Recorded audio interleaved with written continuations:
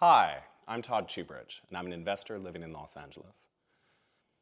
Right now, the United States border with Mexico is in crisis. The US immigration system has been flooded with migrants from Central and South America seeking asylum, with hundreds of thousands making illegal border crossings each month. You'll hear a lot in Washington about how failed immigration policies have led to this mess, and they have, but you'll hear precious little about the true roots of this crisis, the causes of the poverty and instability driving millions to migrate under the most desperate and often deadly conditions. Why are the Americas so broken right now? I won't pretend to have all the answers, but I'd like to share some of the insights I've gained in my work with Indigenous medicines that have enabled me to see the Americas and our collective challenges in a new way. When I was 16, I was diagnosed with bipolar disorder, which began a long and winding tour through psychiatry and psychopharmacology, and I became intimately familiar with the Western clinical toolset. It took me a long time to disentangle myself from that diagnosis and identity and find my way to true healing, and I eventually found my way to Ayahuasca, a sacred plant medicine used by indigenous tribes throughout the Amazon in Peru, Brazil, Ecuador, and Colombia.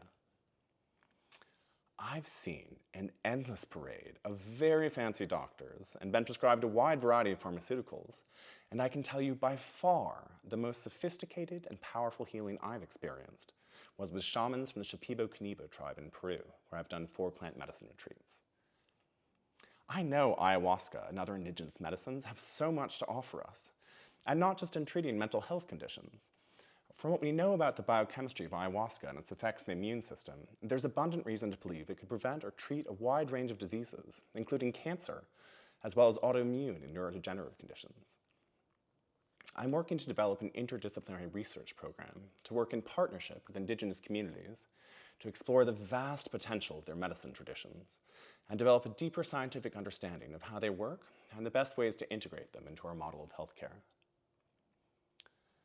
My work with these medicines have prompted many questions. Chief among them, how have Westerners ignored them for so long? And what can we learn from the indigenous communities that have carried these powerful traditions for centuries? When you look across the Americas, there's enormous wealth, but also enormous pain. And so much of the wealth is a product of the pain. So I can't think of anything more emblematic of the dysfunctions of capitalism in the United States than the opioid epidemic. The story of the pharmaceutical industry reaping massive profits from the millions of US Americans with chronic pain by aggressively marketing highly addictive opioid painkillers. Led by the Sackler family's company Purdue Pharma, the industry opened a new front in the drug war by seeding demand for opioids that would later be met by black tar heroin and fentanyl trafficked from Mexico, as legal prescriptions dried up in the face of mounting evidence of opioid abuse across the country. So now, we have over 2 million US Americans addicted to opioids and a booming drug rehab industry. And of course, this was just another line of business for the cartels, which already had a super profitable business trafficking cocaine. Both the opioid epidemic and the drug war are direct products of how the US government regulates drugs, treating some as pharmaceuticals to be paid for handsomely by insurance companies, including extremely destructive and highly addictive drugs like opioids and benzodiazepines, while treating others as drugs of abuse. And one of the biggest lessons in my adult life has been that many of the most powerful healing tools we have are officially classified as drugs of abuse, what we call Schedule I substances in the United States. Drugs like MDMA, psilocybin, LSD, ayahuasca, and 5-MeO-DMT. Ironically, these are among the most effective treatments for addiction because addictions begin with an unmet need for healing.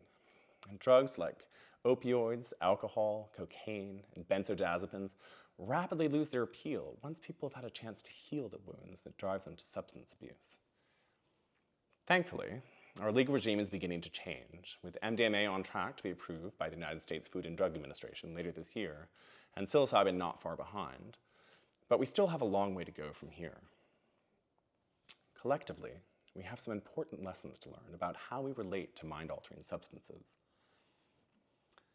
In indigenous cultures throughout the Americas, there's an ethos of reciprocity and balance that informs how they relate to each plant medicine, and a set of traditions to ensure that people remain in right relationship with a given plant. Traditions that Europeans have repeatedly ignored to their detriment. Think of tobacco. While Indigenous cultures regarded it as sacred, to be used in specific ceremonial contexts, Europeans and the United States built an industry to market tobacco worldwide and convince people to smoke cigarettes all day, every day. The industry produced not only a cancer epidemic, but also devastated the soils of the southeastern United States as industrial farming techniques poisoned and depleted them. It's a similar story with cocaine. Indigenous communities throughout the Andes likewise regard the coca plant as sacred and have used it in a safe and beneficial way for centuries to provide energy and combat altitude sickness. Then Europeans came along and figured out how to chemically extract cocaine.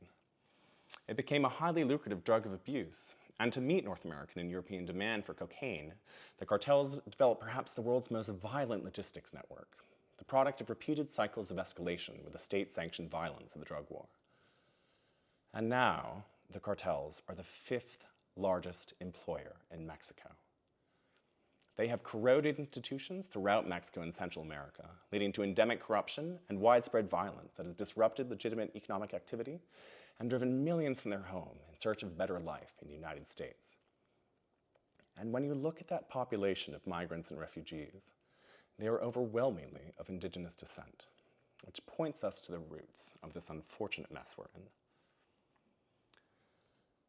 Most of Latin America's social and environmental ills, the poverty, the inequality, the poor governance, the instability, the wholesale destruction of ecosystems, can be traced to colonialism, how Europeans relate to Indigenous people and cultures, and the drug war. The drug war itself is fundamentally a product of the colonial mindset, which sees us as separate from one another and from nature, treating it as a resource to be exploited, while ignoring Indigenous wisdom on how to care for the earth and each other. It's the same mindset that enabled European colonists to enslave millions of Africans, treating them as just another resource to be extracted and traded to generate wealth for a select few. Throughout Latin America, together with slavery, there arose what economists Daron Acemoglu and James A. Robinson term extractive institutions, which were designed to enable a small elite to extract resources and accumulate wealth, in contrast with the inclusive institutions in North America and Europe that created vibrant democracies, dynamic economies, and broadly shared prosperity. Under Latin America's extractive institutions, Indigenous communities have been politically and economically disenfranchised for generations. The deepest manifestation of the colonial mindset is the way Indigenous medicines have been almost completely ignored by Western medicine, under the assumption that Indigenous peoples are primitive and could not have possibly developed anything truly useful outside of Western institutions.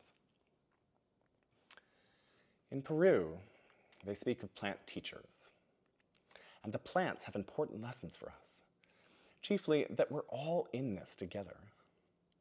When you understand that all of nature is sacred, that we are deeply embedded in and inextricable from the ecosystems that sustain us, that we are all tied together, plant, animal, and human, in the great web of life, it becomes impossible to sustain this illusion of separateness that undergirds colonialism. We can't pretend that the desperate poverty and terrifying violence driving mass migration are somebody else's problem any longer.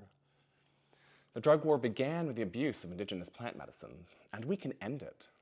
We can transcend it by honoring and embracing Indigenous medicine traditions, allowing their profound wisdom to light the way towards our collective healing. So I want you to imagine a world where much of the hundreds of billions of dollars that we're now spending on pharmaceuticals to treat mental illness, drug addiction, and a range of medical conditions are instead flowing into Indigenous communities through a healthcare system that works in co-equal partnership with Indigenous wisdom keepers, enabling them to share their medicine traditions in their full integrity with the millions across the Americas who could benefit. A world where Indigenous communities have the power and the resources they need to better conserve the ecosystems they have stewarded for generations, and have an equal seat at the table in determining the shape of economic development going forward and the future of the Americas. We can build that world together, and I hope you'll join me.